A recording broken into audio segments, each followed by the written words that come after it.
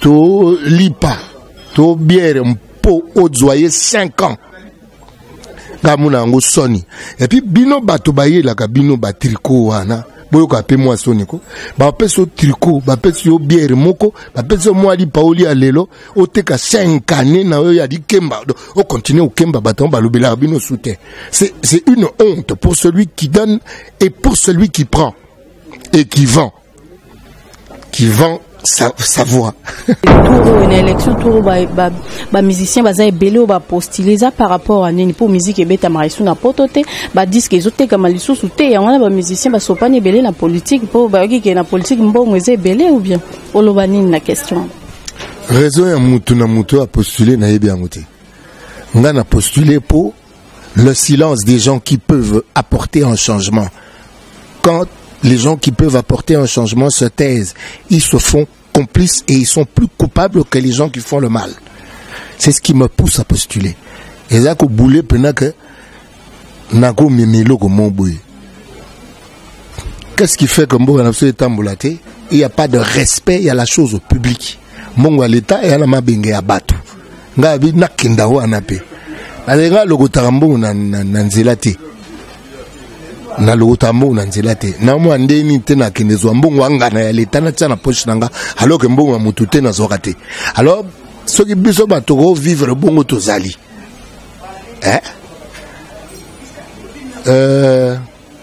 mais votre kota pena makamao ya esika décision ça so biso batoko vivre na respect ya mbongo ya mutu te ozwakate, c'est-à-dire yanga na l'État au respecter yango.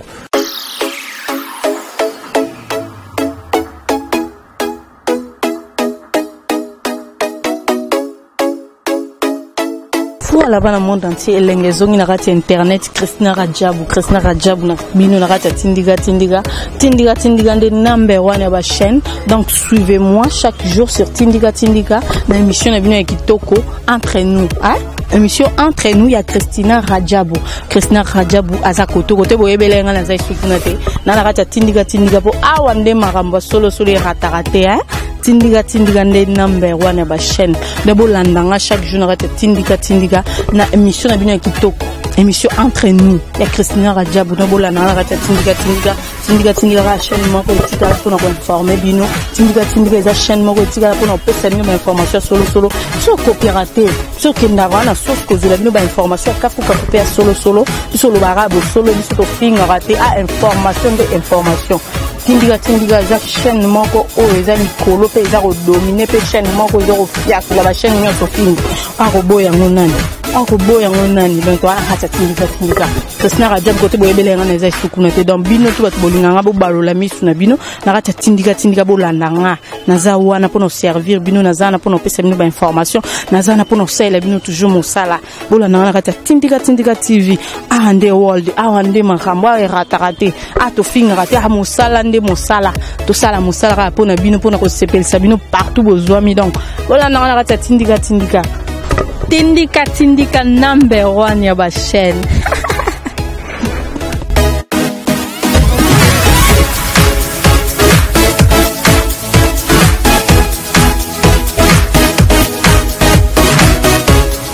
Voilà, chers fidèles internautes, nous partout vos amis, Christina Radjabou, merci Nabino de Bota la Bisona Tindiga, merci Nababoni, Nabiso, merci na Reflect qui sont, merci na Papi Kelly.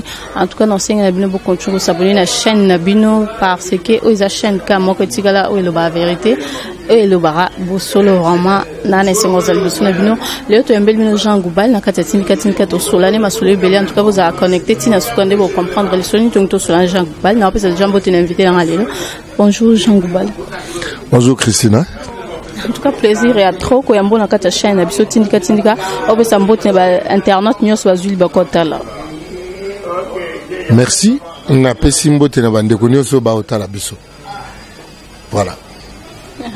Voilà, chers internautes, toi, ma solu belé avec un Jean Goubal. Donc, question de bosso na tuna isa question ba tunu ebelé na ba chaîne ebelé ba yambio pour na nini au postulé et loko nini est motivé au postulé la députation provinciale. Provinciale car na national. Donc, au postulé na deux niveaux national provincial. Elo ni ce que motivé pour postuler pour te bien aux musiciens au yembara aussi là biso pe moi ba comédie moi ko sekana mais tout le monde postuler lo ni motivé. Na musique nanga na lingango na saka ngobia comédie na saka nga comédie za elo mo ya makila ya kati nanga ya makila elo netinga na postuler balobi so bato ba bumamboka so bato ba bebisa mboka mbebe za bangote mbebe za bato ba muna bongo ba vanda nye. Le silence des gens qui voient, le silence des gens qui peuvent apporter un changement est plus coupable que le mal faire des gens qui font le mal. Voilà. Voilà, en tout cas, tu sais pas à répondre. Est-ce que Jean Goubal, tout le monde va musicien, va ebelo, va ça musala le yembo lokolayo, va ebelo, va postuler, né, puis na baron yosona, tout le monde y ensemble, l'exercice légal, tout le monde Barbara Kanam, va monsieur va ebele, on a tout le temps vraiment pas comment tu vois les kebele, na baron yosonde au monde y en a va postuler. Est-ce que baza remplir ba critères en ils osenga ou bien? C'est de l'abondance du cœur que la bouche parle. C'est-à-dire que naba musicien otangi musicien nga yebika makambo alobaka ou utana mutemane ou ezaka une certaine révolte par rapport au vivre du Congolais. Akanzi mimi eza Lexus. Lexus a un discours pour le bien vivre du Congolais. Je parle de ce que j'entends. Je pars d'un principe. C'est de l'abondance du cœur que la bouche parle. Lorsque la bouche parle, elle exprime une certaine vision, une certaine pensée, une certaine abondance dans le cœur. Alors, ça, on a dit, texte. Je crois que Lexus, il va dans le sens de mon discours aussi. Alors, moi, j'ai un discours. Quand on écoute mes chansons, on sait cerner ma pensée. Naza, Atanago Sepelisa. Naza discours nangeza mingi pour na cerveau. Za mingi pour na loketote. Voilà.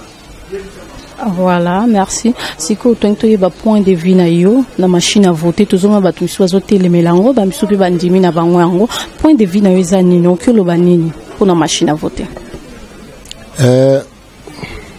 Nazaka na habitude ya kokende ko vérifier makambo na source. Je suis allé na Seni na meki machine à voter. Ngamule normal. C'est qu'on est au Tuna. Nabi, entre électeurs, na urne, il n'y avait que le bulletin de vote. Entre l'électeur et l'urne, il n'y avait que le bulletin de vote. C'est quoi commis?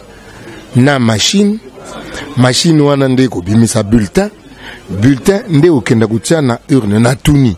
Kabi bomunite que il y a un certain encombrement entre l'électeur et l'urne, parce que les bosseurs avaient caca le bulletin, mais on a gardé le bulletin, mais en avant d'atteindre le bulletin, on a introduit la machine. Ce que Batubago suspectait Yango, poni beaucoup longo la montée. Je garde ce point de vue. Aux hommes on a battu belé. Balingi angote. Balobi que eza na loi électorale té. Mieux vaut pour contenter tout le monde batika na bango ango parce que elingo bata so balongoli ango bato ba mesana ki na bulletin ba osilika. Bato ba mesana na bulletin ba yebi que ba mesana na bulletin. Ngala mona na yozo mo eza na normal pour kende tina source na seni o meki ango mo eza na normal elo mabeza wana te so na kuti na palais ba nanga ba aswana so na tuni bo swana nini o boye o kuna boye c'est le mozo gêné parti yanda na longolango ce que le réseau gêné pour entente, une bonne entente et régner na kata palais nanga na olongolango. Oui, le bébé, le rôle bien et le bébé. Ce que tu as dit, aux musiciens, entre musique et politique, au sanguisango ou bien et après l'élection, ce que les qui n'aiment pas simba ou les gars, ce que les qui ont rotika musique, bagag, n'ont sala, moi comédien na kosik sabiso, rotika nous on peut comme honorable député, rotika musique, rotika na ba ni ni na comédien na ou bien au sanguisango nyoso. Ce que tu n'as pas sur na olongwa artiste. Et Bill Clinton a été président des États-Unis, mais on a bêta saxo ya usanate. On a tafuna saxo ya usanate. Namona Poutine Aulia lisango ya usanate na orchestre, un orchestre. Ndebiso to lobelate ba groupe musicaux un orchestre, il y a plus de 50 musiciens. Et puis ça y était. Ah Poutine mais nduliste. Bill Clinton Clinton mais nduliste. Namoponi na olongwa artiste, d'autant plus que politique pèse à art. C'est l'art de gérer la cité, l'art de gouverner la cité. Le quoi tu fais studio, quand tu prépares pour municipal album, mais on s'appelle honorable député. Namona un problème te. Namona un problème te. Comédien nande au sala, au sala puis ben invité pour qui pour sali puis aux ongi puis nanda honorable député. Au fait, la comédie, invité rarement pour la comédie, pour la sélection rapée. Pour la comédie, na go kinde na tout ce cas facilement, on a des émissions, pour la c'est peut-être ça mais que invité mais comédie à nature nanga. Pour ça là, on peut bien.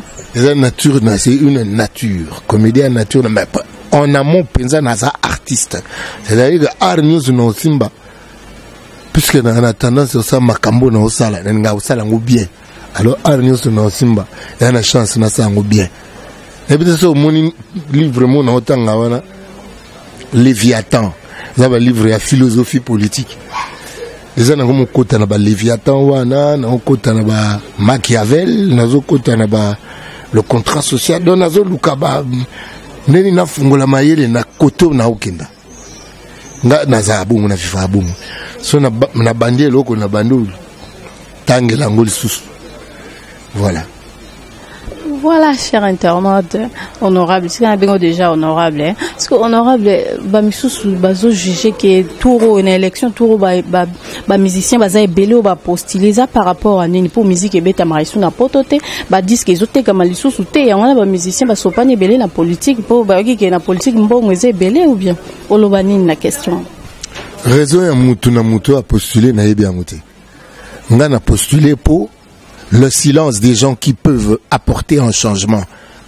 Quand les gens qui peuvent apporter un changement se taisent, ils se font complices et ils sont plus coupables que les gens qui font le mal. C'est ce qui me pousse à postuler. Et ça, boulé que qu'est-ce qui fait que il n'y a pas de respect, il y a la chose au public. Mongo à l'État et à la mabenge à Batu. Ngabi nakindaho anape. Alenga logo tarambo na nzelate. Na logo tambo na nzelate. Na mo andeni te na kindezo mbongo anga na l'État na tsana poche nanga alors que mbongo mutu te na zokate. Alors ceux qui biso batoko vivre bongo tozali.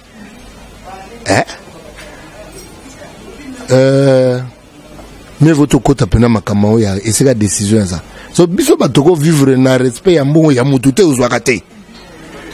C'est-à-dire, yanga na l'État au respecter. Et puisque le député a ça la loi et pas ta la ndeni loi ngwezo sama souzo landelama. Abaro loi no jouer bien alors. Et puis n'angana velo moko. Honorable les a comboté. Honorable les a lié. L'honorabilité est liée au comportement.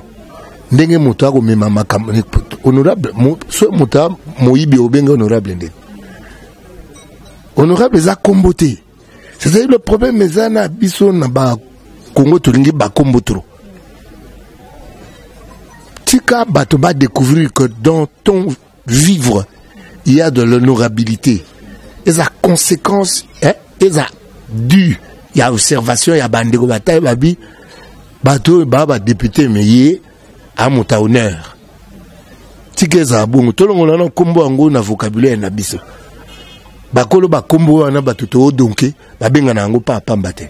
C'est-à-dire que vous regardez Bill Clinton, bandeko ne bab, bandeko na mboka ba benge Bill. Et bokene benge monsieur le président na ba cadre pena et anini. Il faut un peu moins souple en esprit. Tout ça trop lourd. Le Congolais, l'homme noir est trop lourd dans la pensée. C'est-à-dire, aux la honorabilité, kaga excellence, mais vie na yozo et manifester en côté. C'est pas des noms, c'est des qualificatifs. Il faut pas mon excellence, il faut pas mon honorabilité dans ton vivre quotidien. Voilà. Voilà, bien dit. C'est que, en tant que Congolais, au Lobani, la situation politique qui est en Bokanabiso. Situation politique, c'est maman. L'émanation d'une société où ils ont en faillite neti abiso. Et quand bota mbouma, il y a l'engité, ce qui est un colo à tier. Bao ya bomba pembeni te pombo mkolo bomba toujours quelques bateaux yaye na pembeni parce que à l'état actuel ya mboka na biso il faut kolo atinda ba pion na ye parce que mota olongola pe mbeba we koti na mboka we ezaka nkolo kolo fatia bateau na ye o ba yebi kota moninga lokwa ba ko mitala bango moko linga moninga lokoko ko milinga yo mpenza wana bato abongo baza kola bombi bango mo andambo alors bao wana tokenda to sangana kuna na bokonzi to konza bandeko na biso po esengo ekoto o mabota.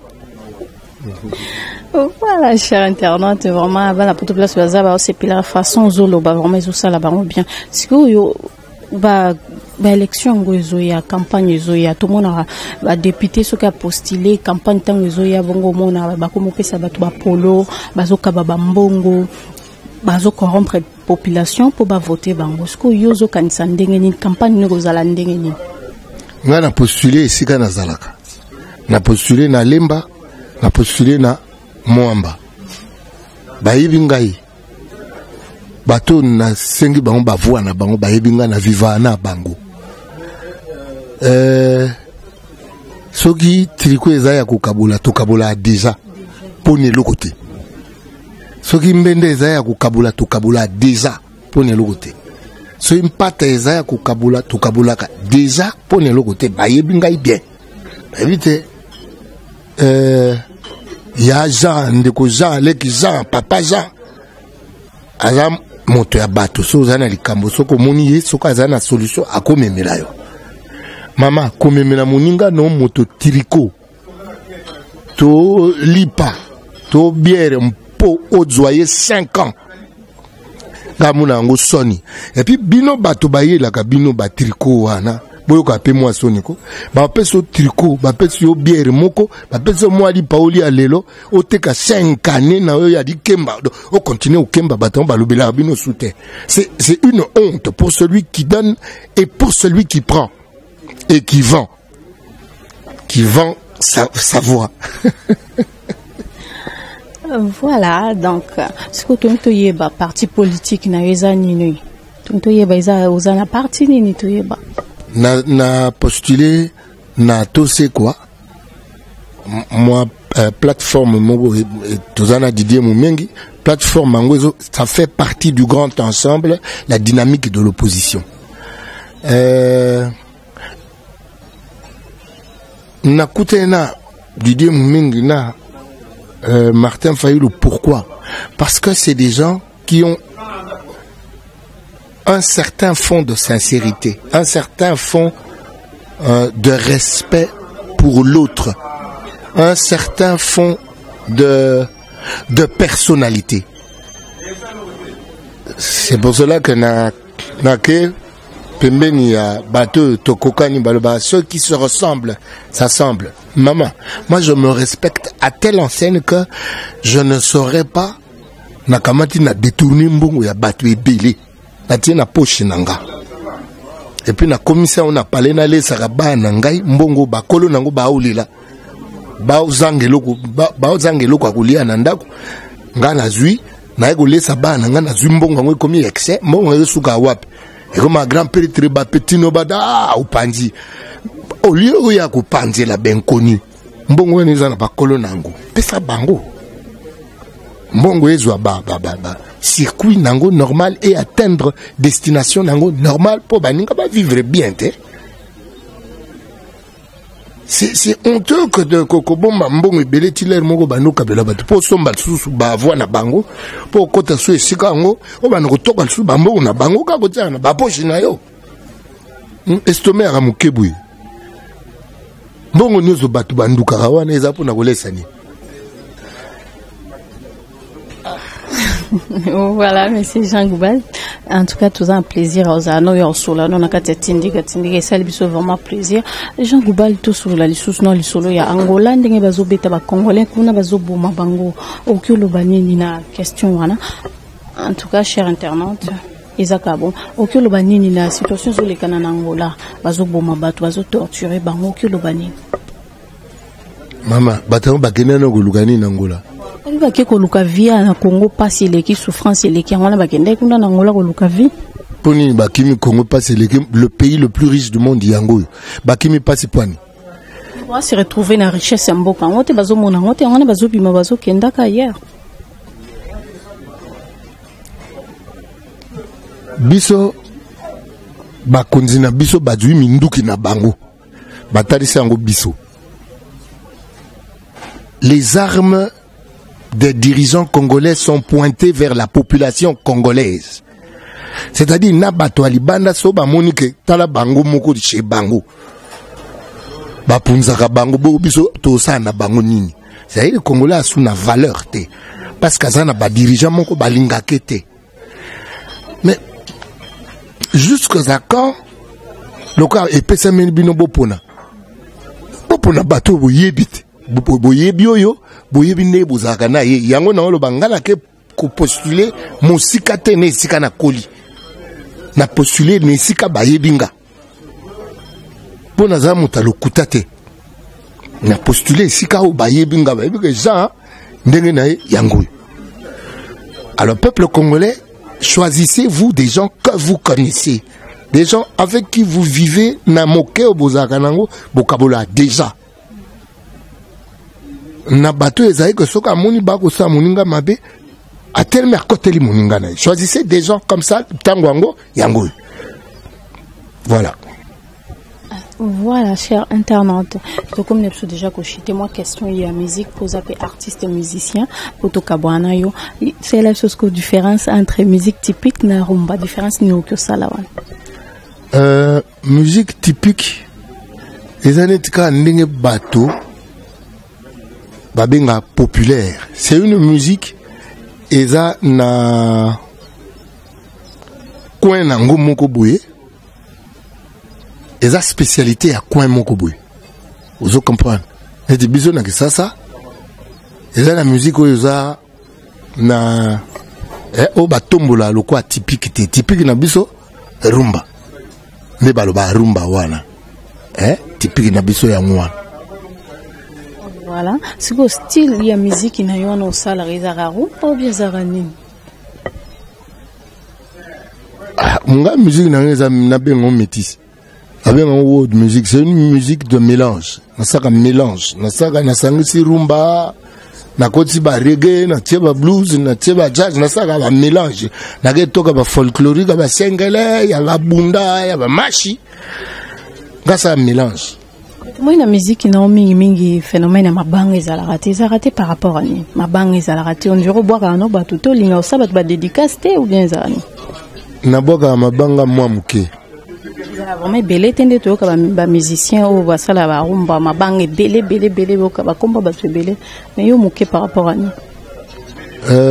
Na considéré que œuvre d'art, ce que commis, liste d'appel, qui œuvre d'art na mwesili na considérer bongo na pesa respect na œuvre Olé ya boire mabanga pour na likonda.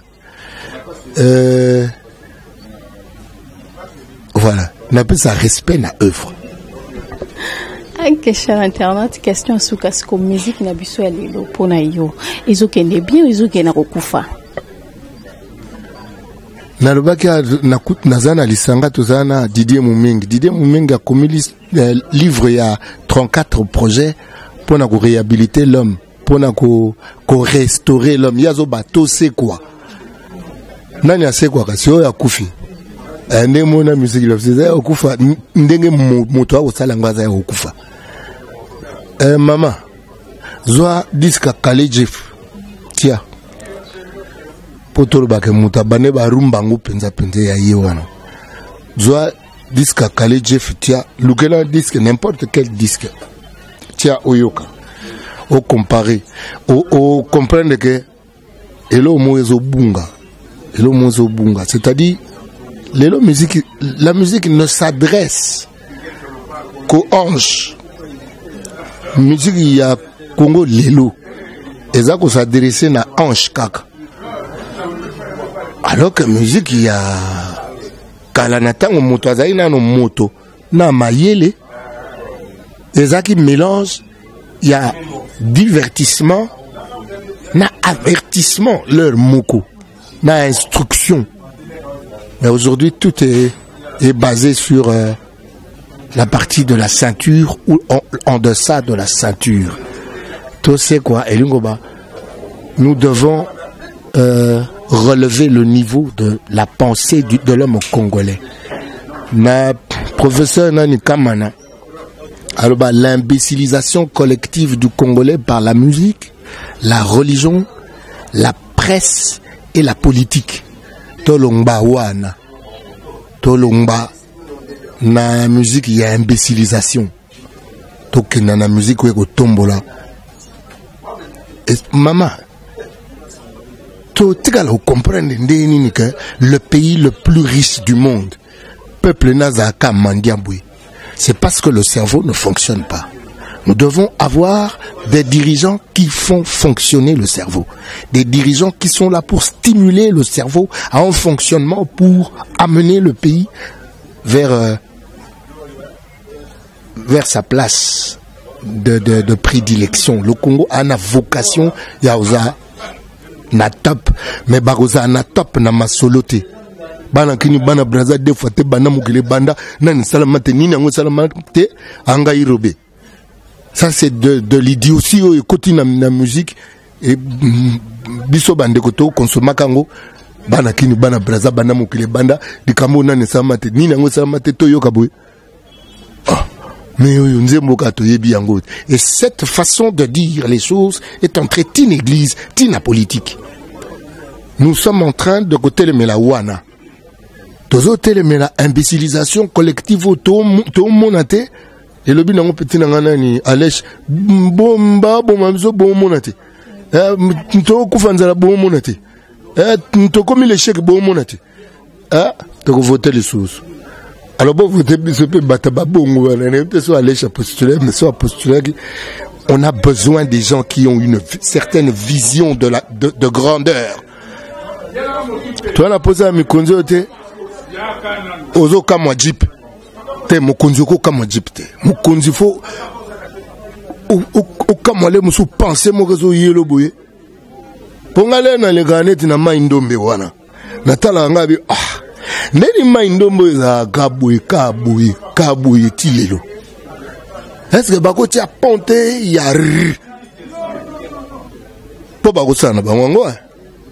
Mais pourquoi ba sala ngote? Ba sala ngote po ba mikonzi na biso ba kena oluka ba kopa ko bongisa nzela, ba bongisa ngo na niveau ya ko bongisela nzela ngote. Ba ko zwa kopa bongisa nzela mais nzela ba bongisa mingi ya poche. Et c'est comme ça que nous sommes dirigés des années et des années par des gens qui sont faibles vis-à-vis d'un bongo. Mais quand on dit bateau faible vis-à-vis d'un bongo, mais quand on dit bateau au-dessus des pesanteurs charnelles, au-dessus des concupiscences, au-dessus il y a le coso au-dessus ya lokoso et en bongo le bana onde konangai Daniel Saf. Il faut monter ça au-dessus à lokoso au-dessus. Voilà des gens qui doivent être les lumières pour un peuple. Voilà, cher internaute, boyo qui déjà Jean Goubal ndenga sololi. En tout cas, on a besoin de mikonzi sika, o baroya na ba idée à sika, o ko changer Congo na biso. En tout cas, izara bongo. Ba o bazana déjà ndenge élection zo ya so kinzamba rosa grâce balongo gouvernement sika ya mamba sika ya ba idée sika ya. Voilà, monsieur Jean Goubal mot de la fin na yo na ba internaute, ba diaspora nyoso bazuli ba ko kolanda yo na mkolelo tuntu kabana yo mot de la fin. Merci Nao Christina nengo benga na kabola makanisi na bandeko ba otala biso bandeko tola muka na africain on a le bas il est temps que tu te réveilles, il faut que tu travailles nebi que kolanda banzemba ba français bongo ya ba jangu ba l'air mo za moi passe mais na lobi na katwa ni kolbaka tola muka na africain on a le bas assis sur du trésor tu vis dans la misère. Donc, yo vandelin kita. Bana ba te ko ba Rwanda. Yo kolta ya chez yo. Ba Rwanda mutu ba te kango. Assis sur du trésor, tu vis dans la misère. Qui veut piquer ton or t'embrouille dans des guerres. C'est-à-dire ba guerre zo sala ma côté kuna. Et c'est que ankita na biso eza bato ba ko tia guerre wana eza pour ba benda kankita bino moko ba kolon kita biso moko ba kolon kita to profitera nangote. Tu as tout pour être riche, tu fais tout pour vivre pauvre. Ata kutu mikonzi ba ko détourner ba mbongo ango ya biso bongo biso côté toza toko sa mo ilangate ngaso ke za batu so ba congolais za ngai moko nena yebisa mikonzi bo bimisa kutu solar na nzela te bozwa ka bambongo na ka botia na ba poshi bolia kango botika biso to saka ba bilanga na biso koto parce que on ne peut pas avoir bato bongo non to comme na niveau moko na ebite soki c'est cité n'habite cité comme niveau nini cité za ko kufa miso lolanda ba lolanda za ko kufa miso ya congolais n'habite kufi niveau ni vous avez miso bogo monate Christo mutalobaka bongo peuple ya losambo le quoi congolais niveau ya mutema mabe niveau ya ko monate niveau ya ko yokate non ba ndeko bo voter bato le quoi ba biso boy bo voter nga so bo moni na fouté 5 ans na fouté nga mokutu na ya souté na bandela soute so na fouté nga moko na postuler soute na zongeli ndule na nga calme pepel. Voilà, cher internaute, nous qui vous voter pour le roi monsieur Jean Goubal. Vous votez pour Alexis légal, vous votez pour monsieur Jean Goubal, donc tu es un candidat numéro comme tu es numéro. Ah OK.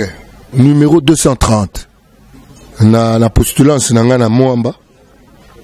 C'est-à-dire bana matete, bana lemba, Kisenso, Ngaba, il y a 5 hein.